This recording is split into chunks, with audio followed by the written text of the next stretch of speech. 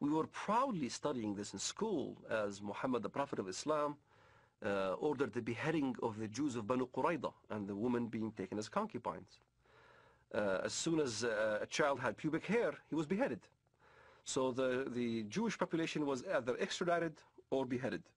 The story of Rabbi Qanina is a well-known documented story in Islam. Rabbi Qanina was tortured by the order of the Prophet of Islam himself. His eyes were put out. He was burned in order to confess where the Jewish tribes were hiding their goods, their gold and their silver and all those kind of things. Didn't they realize that if the Prophet did it, then this was the proper way to behave?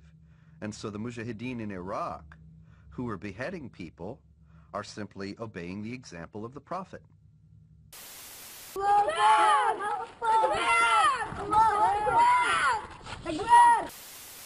Now we can see then that since the Prophet Muhammad himself participated in many battles and raids, and did indeed perpetrate these beheadings, he ordered the assassination of several of his political opponents, and he behaved in general like a typical 7th century warlord. The problem is that when this is transferred to 21st century behavior, 21st century contexts of behavior, then what you get are terrorists.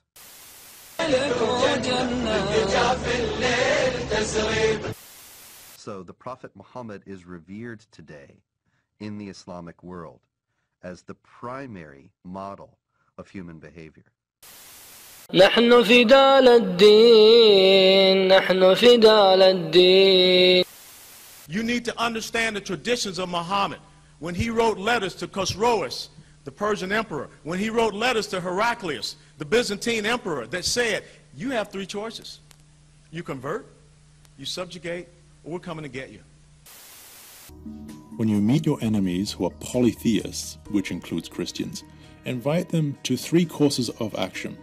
If they respond to any one of these, you also accept it and withhold yourself from doing them any harm. Invite them to accept Islam. If they respond to you, accept it from them and desist from fighting against them. If they refuse to accept Islam, demand from them the jizya. If they agree to pay, accept it from them and hold off your hands. If they refuse to pay the tax, seek Allah's help and fight them. So what does this mean for us? By now you're probably shocked by what has been shown to you, but it's not over yet. Surely our laws will ultimately protect us from such an insidious and anti-democratic doctrine. After all, our forefathers have fought such regimes to keep us safe. Think again. In Islam it is preached there are 2 houses. The house of Islam, which many people believe is submission, or inaccurately translated to peace. And then there is the second house. This house is where the majority of UK citizens fall under.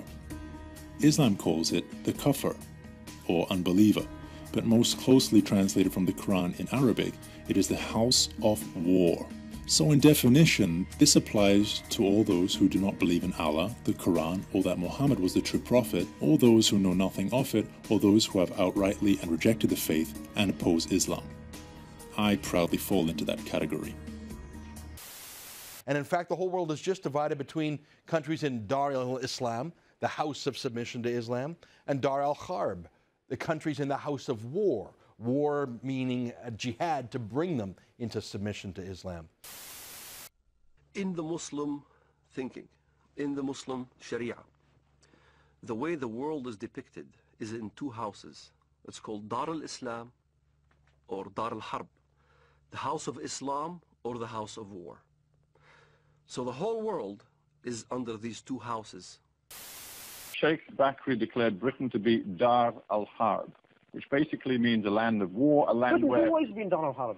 This has always been Dar al-Harb. Dar al-Harb is a place where there is non-Islamic law. The whole world today is Dar al-Harb. Dar al-Harb the point about being a land which is Dar al-Harb is that you and your group therefore feel you have license to conduct violent operations within it. The fact is that the whole world is Dar al-Harb.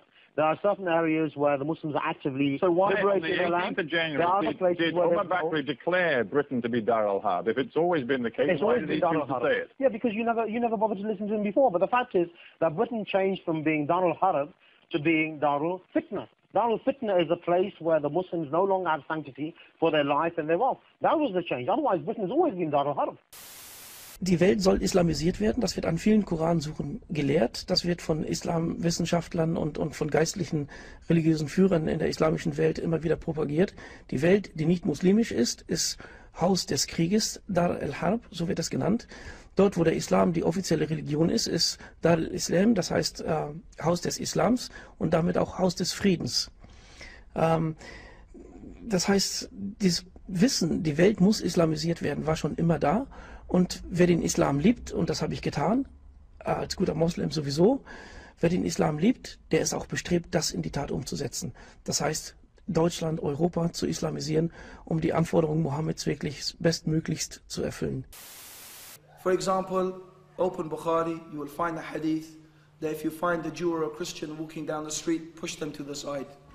It is well known from what Umar ibn al-Khattab and the Khulafa ar-Rashidin used to implement, that the Jew and Christian was not allowed to ride on a horse when the Muslim is riding on the horse. They will have to walk. Allah, He said in the Quran about the jizya, that fight the people of the book. Allah subhanahu wa ta'ala said, it's in the Quran, fight the people of the book and those who do not believe that what Allah has made lawful as lawful and what Allah has made unlawful as lawful until they pay the jizya and feel themselves subdued. The purpose of the jizya is to make the Jew and the Christian know that they are inferior and subjugated to Islam. لا يمكن لغير المسلم في ظل الشريعة الإسلامية أن يكون له إلا ما شرعه الله عز وجل من حقوق. شرع له أن يكون له عقيدته ودينه والتزامه ومأكله وملبسه، والدولة تؤمن الحاجات لكل المواطنين أي لكل الرعية مسلمين وغير مسلمين. أما المسلم فله حقوق أكبر وله احترام لأنه مسلم، والإسلام يعلو ولا يعلى والمسلم يعلو ولا يعلى. Der Heilige Krieg ist den Moslems auf unterschiedliche Weise angeordnet. Es geht nicht immer nur um Bombenlegen, um Kriege führen, um das Schwert oder die Waffe, sondern es geht auch darum zu taktieren, klug zu sein. Nach welchen friedlichen Mitteln es möglich ist, die soll man natürlich zuerst nutzen. Erst recht dann, wenn man vielleicht militärisch unterlegen ist. Dann soll man eben, wenn man nicht die Vordertür nehmen kann, die Hintertür wählen, um den Islam zu etablieren in der Gesellschaft. Because when I mentioned about the hadith about pushing them to the side of the road, this is not for this place. Do not do that here. Please, that is not the way to understand the hadith. Okay? This is in the Muslim land where Islam is established, is Dar al-Islam. If you behave like that, they will feel encouraged to become Muslim. Here, if you do that, you will start a fight. And they will think, what is this? No, this is not the way to behave. Here is the opposite. You have to be kind, you have to give good character, you have to give them da'wah, and so, inshallah, to befriend them for that purpose. The process of Islamization is already, of course, very advanced. And we are now entering into a different stage of it. If we don't act now, our way of life could soon become history. Muslim groups will soon begin to virulently target citizens on the streets, businesses, and anyone who dare oppose their diabolical agenda. When they speak about Sharia, when they speak about the Dawah, when they speak about the Muslims, when they speak about the Jihad, we should be proud to say that we are from the Ummah of Muhammad sallallahu alayhi wasallam, and whatever you people represent, we will destroy it with our own hands, and we will establish Islam over your noses. This is the truth, my dear Muslims. The idea in Islam is that Muslims must wage war to establish the hegemony of Islamic law. Not everybody will be forced to become Muslim, but the non-Muslims will be relegated to second-class status. They will not be able to live in the society as equals to the Muslims. And it is the responsibility of Muslims around the world to fight to institute that kind of society. Yes, even in UK, we need to rise the banner of Islam. We need to start calling for Sharia on the streets of UK. To jest strefa islamu. Jesteśmy muzułmańskim patrolem. To jest miejsce dla muzułmanów, rozumiesz? From Makkah to Medina, from UK to Saudi Arabia, we want to establish Islam. We want to see Islam dominant. O co wam chodzi? Przecież to jest Wielka Brytania. To wcale nie jest Wielka Brytania. Będziemy wam wbijać islam do głowy. Zapamiętaj to sobie.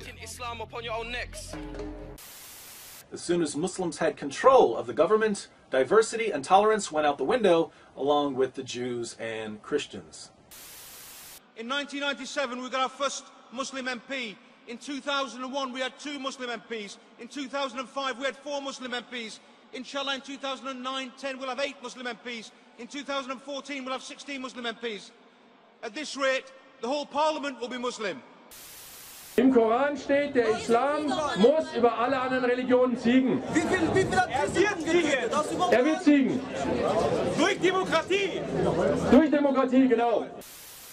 Choinki nie będzie, bo zdominowana przez muzułmanów Rada Osiedlowa uznała, że drzewko jest za drogie, choć wcześniej ponad 10 razy więcej wydano na obchody islamskiego święta ofiarowania. Jeżeli Rada zdecydowała, że ma nie być choinki, to tak będzie, ale to dziwne. Dziwne wcale nie jest, mówi arabista profesor Marek Dziekan. Wszystko odbyło się zgodnie z zasadami demokracji. Możemy mieć trochę pretensji, ale z drugiej strony przecież tego ich uczymy. Islamists will demand Sharia law overrule British law, as Muslims will be in the majority. Erdogan hat es gesagt, die Demokratie ist nur der Zug, auf den wir aufspringen, bis wir am Ziel sind. Die Moscheen sind unsere Kasernen, die Minarette unsere Bajonette, die Kuppeln unsere Helme und die Gläubigen unsere Soldaten. Das hat der türkische Ministerpräsident Erdogan gesagt. Und damit ist alles über die kriegerische Ideologie des Islams gesagt. Sie wollen die demokratischen Freiheiten nutzen, um an die Macht zu kommen. Und dann werden ihre Kasernen gebaut, die Moscheen, die nicht selten Waffenlager sind. Today we're showing the true face of Islam. Our future in this country is very bright. Thank you very much.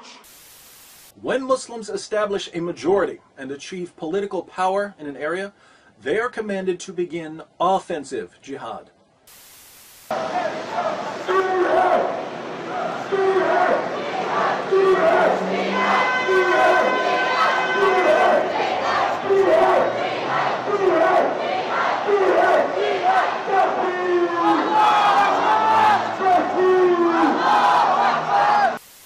It's a threat for everybody who lives in Brussels, and it's important to know that the capital of Europe, Brussels is the capital of Europe, will be Islamized within 10-20 years. المسلمين هم اللي بيخلفوا أوروبا ما بتخلفش مما يعني إن خلال 20 سنة هيكون المسلمية غالبية ممكن تكون لها تأثير غير عادي في التحكم في القرار وفي صنع The big cities in Europe are the first places where we can see what will happen when the majority is Muslim. We see it in the big cities first, Brussels, Amsterdam also, Rotterdam, Antwerp.